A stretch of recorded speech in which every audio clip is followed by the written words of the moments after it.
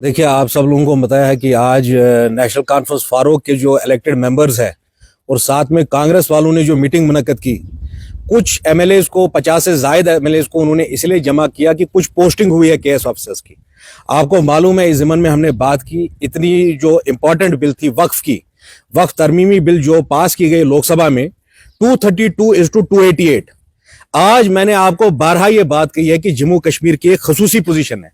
पूरे हिंदुस्तान में सिर्फ एक वाहिद ऐसा स्टेट है, 28 स्टेट 8 यूनियन टेरिटरीज में, जहां एक मुसलमान चीफ मिनिस्टर बनता है। हमने ये बात 2-3 दिन पहले उमर साहब से भी कही थी कि उमर साहब अपने 50 एमएलए 2 एमपीज के साथ क्या करने वाले हैं। फारूक साहब कई बार जम्मू कश्मीर के चीफ मिनिस्टर रह चुके हैं, फॉर्मर कैबिनेट मिनिस्टर रह चुके हैं सेंटर पे। फारूक साहब की जिम्मेदारी थी कि वो he would reach out to Chandrababu Naidu. वो नीतीश कुमार से बात कर रहे, वो नीतीश कुमार के साथ उनके सियासी रिलेशन है, उनकी पार्टी के साथ उनकी वाबस्तगी रही है। फारूक साहब को आज एक बहुत बड़ा रोल अपनाने की जरूरत थी। यहां नहीं कि कितने केस ऑफिसर्स की ट्रांसफर हुई, फारूक साहब की यह जिम्मेदारी थी कि आज भी राज्यसभा में वो बिल पास नहीं हुआ है। मुझे यहां की सरकार, जो जम्मू कश्मीर की सरकार है, फारूक अब्दुल्ला की पार्टी उस पर काबिज है। मुझे फारूक साहब खुदारा यह बताए कि मुसलमानों की दिफा के लिए वो क्या करने वाले हैं। आए दिन मैं पीडीपी से या फारूक अब्दुल्ला की पार्टी से यह चीज सुनता रहता हूं कि जम्मू कश्मीर एक मुस्लिम मेजॉरिटी रीजन है।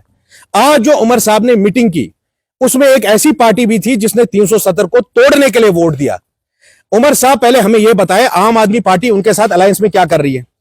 उमर साहब, फारूक साहब मुझे यह बताए कि वो वक्फ के लिए क्या कर रहे हैं, क्या उन्होंने इसमें तजावीज की है, कौन से इकदाम उन्होंने उठाए, किस पार्टी से उन्होंने बात की। They should have spoken to Jayant Chaudhary, they should have spoken to Chirag Paswan. उनको चंद्रबाबू नायडू पे प्रेशर डालने की जरूरत थी और वो खड़े बैठे तमाशा देख रहे हैं और यहां पे जम्मू कश्मीर में मीटिंग करके लोगों की आंखों में धूल झोंक रहे। उमर साहब, फारूक साहब मुझे पहले यह बात बताएं कि पीएचईडी को क्यों उन्होंने डिसॉल्व किया।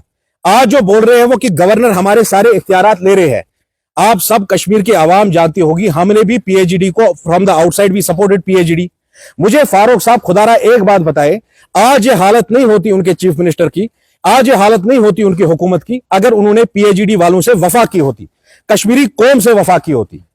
आखिर में एक सवाल कांग्रेस पार्टी से पूछना चाहता हूं कि जब कांग्रेस पार्टी को पता है कि फारूक अब्दुल्ला पसे पर्दा बीजेपी के साथ मुज़ाकरात कर रहे हैं, इसीलिए फारूक साहब ने 1 महीने पहले कहा कि स्टेटहुड वापस आने वाला है, मगर दिल्ली स्टेटहुड देने के मूड में नहीं है, वो इनसे सब कुछ छीनने के मूड में है। जिस तरह उन्होंने वक्फ बिल लाया और मुसलमानों के तमाम असासों के ऊपर डाका डालने की कोशिश की है, फारूक साहब एंड उमर साहब is right now having a very big responsibility. Omar साहब जिस कुर्सी पे बैठे वो कोई छोटी कुर्सी नहीं है। मुसलमानों के पास आज 28 स्टेट 8 यूनियन टेरिटरी में से एक ही चीफ मिनिस्टर है। उमर साहब खुदारा मुझे बोले कि मुसलमानों के दिफा के लिए वो क्या करने वाले हैं। अल्लाह करता कि उस कुर्सी पे हमारे जैसे लोग बैठे होते। मैं भी देखता योगी आदित्यनाथ जो मुसलमानों के खिलाफ कर रहे हैं वो किस तरह कर पाते। मैं भी देखता वक्त की तरमीमी बिल किस तरह बीजेपी और अमित शाह पेश करते। ये सवाल हमें फारूक अब्दुल्ला और महबूबा मुफ्ती से करना चाहिए। जो कश्मीरियों ने प्लेटफॉर्म बनाया था कश्मीर की दिफा के लिए, जिसका नाम People's Alliance for Gupkar Declaration था, उसको तोड़ने की क्या वजह थी? They need to come clean in front of people of Jammu and Kashmir. देखिए फिरदौस साहब, आपको मालूम है, जब हमें ये बात पता है तो राहुल गांधी को कैसे नहीं पता है। पिछले 1-2 महीने से फारूक साहब speaking to the top 2 in BJP. Top 2 in BJP कौन है? अमित शाह और नरेंद्र मोदी। जब फारूक साहब पसे पर्दा बंद दरवाजों के पीछे उनसे मुज़ाकरात कर रहे हैं कि वो कहीं से स्टेटहुड लाना चाहते हैं जम्मू कश्मीर के लिए 370 का सौदा करके, जब फारूक साहब ये सब चीजें कर रहे हैं तो एलजी कहां उनका लिहाज रखेगा?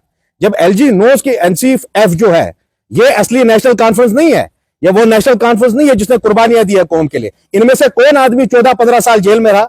मरहूम गुलाम मोहम्मद शाह साहब 17 साल जेल में रहे माज़े राशुमारी के वक्त। मरहूम शेख जबार साहब गांधरबल के 15 साल जेल में रहे। फारूक साहब आज तक 1 महीने भी जेल में रहे कश्मीरियों के लिए। फारूक साहब is holding backdoor negotiations with BJP. I am asking Congress party, आप लोग खामोश क्यों है? आप शील्ड क्यों कर रहे हैं फारूक अब्दुल्ला का? कांग्रेस का यही काम रह गया है कि जो लोग बीजेपी के साथ अलायंस करते हैं, क्या फारूक साहब ने अटल बिहारी वाजपेयी के वक्त इससे अलायंस नहीं की थी बीजेपी से? वो दोबारा उसी ट्रैक पे चल रहे हैं। Congress should come clean to the people of Jammu and Kashmir. अगर राहुल गांधी चाहते हैं कि फिरका परस्त ताकतें जो है वो हारनी चाहिए, they should not shield Farooq Abdullah. What LG is doing, he is side stepping. LG साहब इस बात का फायदा उठा रहे क्योंकि उनको पता है फारूक अब्दुल्ला झुक गए हैं दिल्ली के सामने, इसीलिए एलजी साहब ये सारी चीजें कर रहे हैं।